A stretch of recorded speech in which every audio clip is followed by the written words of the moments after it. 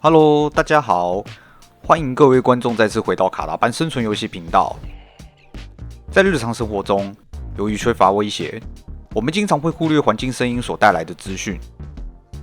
但在进行生存游戏时，声音往往是制胜的关键之一。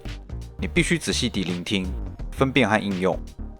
学会声音的应用技巧，能帮助你更加准确地判断环境状况，并在对战中占据优势，是不可忽视的重要元素之一。在影片开始之前，如果你喜欢我们的频道，请记得按赞、订阅、加分享，让我们有更多的机会能够继续和您分享我们多年游玩生存游戏的宝贵经验。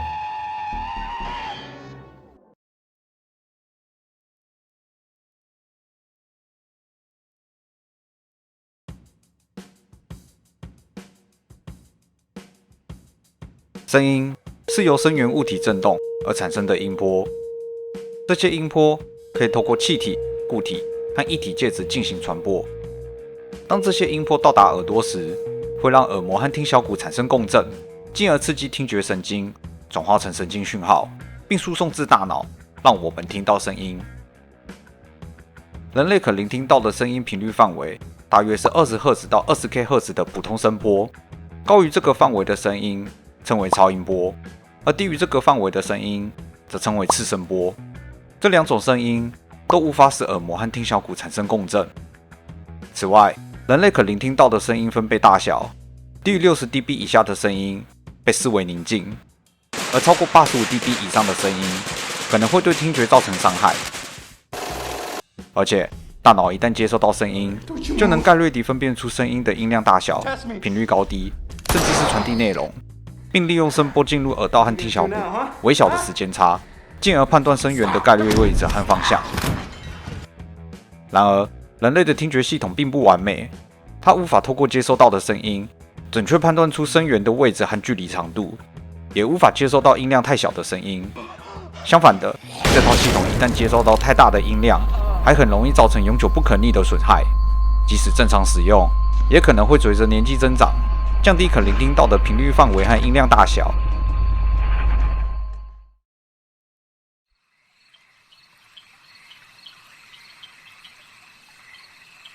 环境音是指日常生活中的各种背景噪音，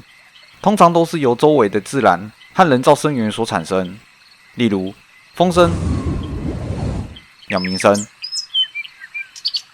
汽车行驶声、人声、机械声等等等等。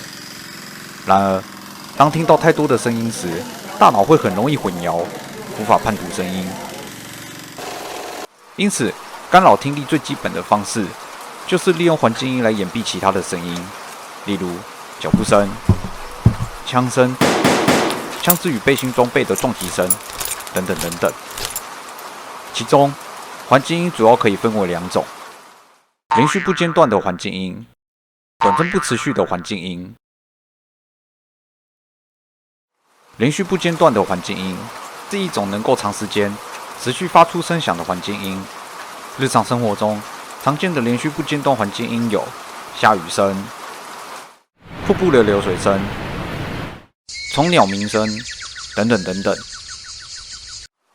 这些声音在军事用途上非常适合用来掩盖军事行动时的噪音，干扰敌方的判断。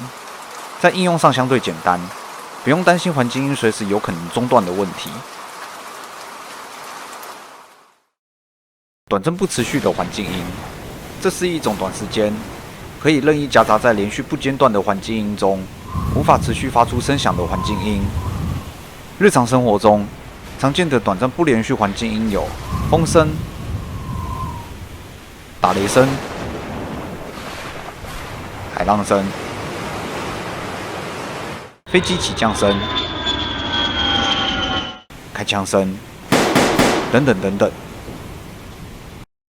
这些声音在军事用途上同样可以用来掩盖行动时的噪音，干扰敌方的判断。然而，由于这种环境音持续的时间很短暂，而且频率不固定，因此在应用上相对困难，需要花费一段时间和耐性，等待环境音发出声响。7, 6, 5, 4, 一、掩护行动时的噪音。不论是在生存游戏，或是真实的军事行动中，环境音都扮演着重要的角色，是个人或队伍行动中不得忽视的环节之一。一般而言，玩家可以透过作战场地四周的环境音来掩护彼此的行动，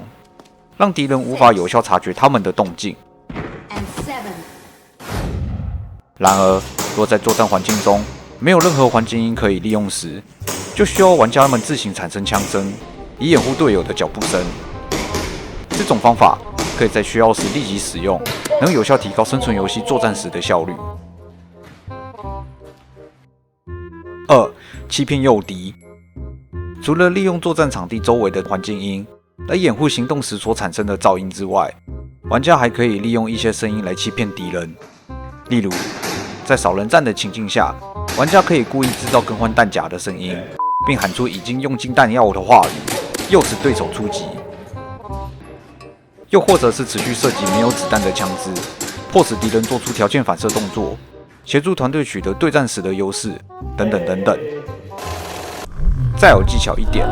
你甚至可以尝试模拟敌人的声音和说话方式，来欺骗和混淆敌人的判断。三、制造破绽。除了上述提到的声音应用方式，在以不伤害彼此为前提下，还可以想办法设置一些陷阱，来诱使敌人发出声响。例如，可以放置红外线玩具地雷，一旦敌人触碰到，就会发出声音，提示敌人所在的位置。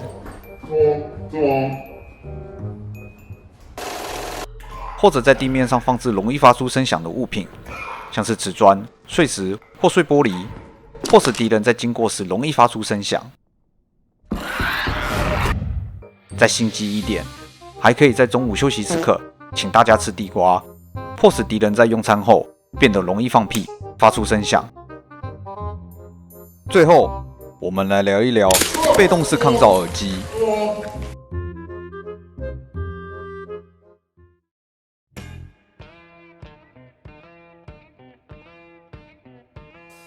在军事用途上，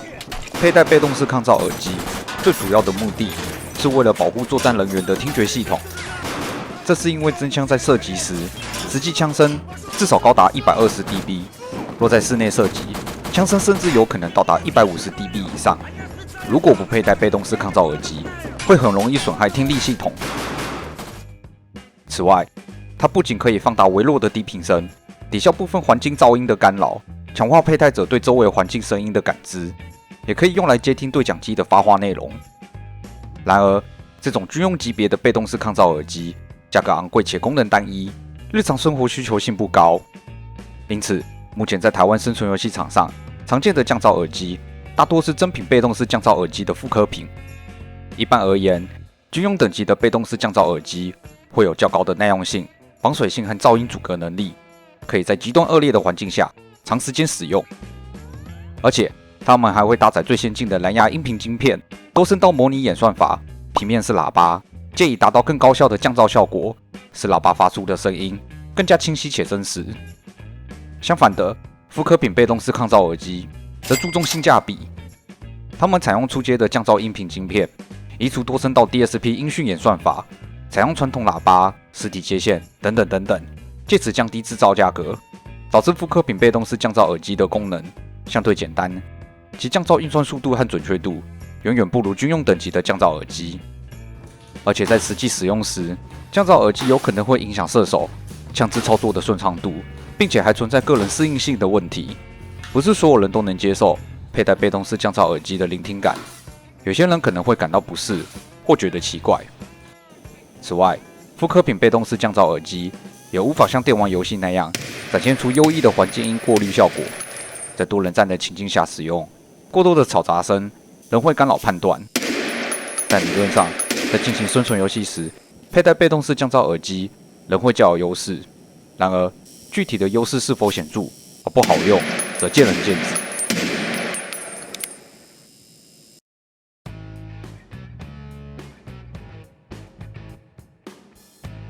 非常感谢各位观众愿意将影片看到这边。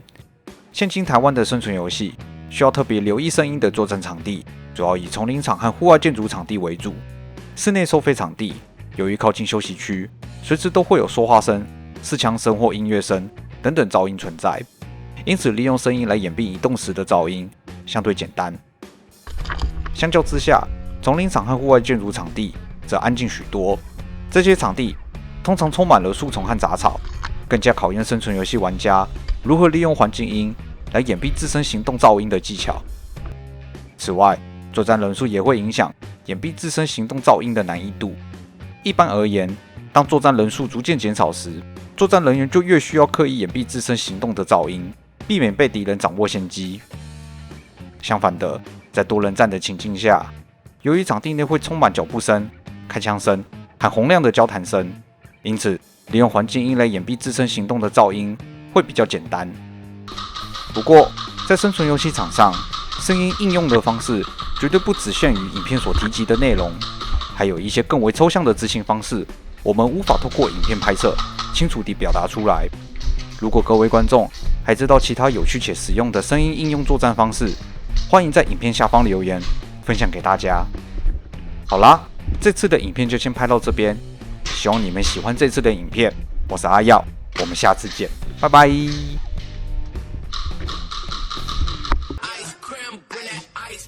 Walking on that side, yeah, they can't tell me why. Word, I don't even need no lies. Ayy, got my own little spy. Ayy, look me in my eyes. Yeah, all your dreams gon' die. Word, same old day with the same old flow.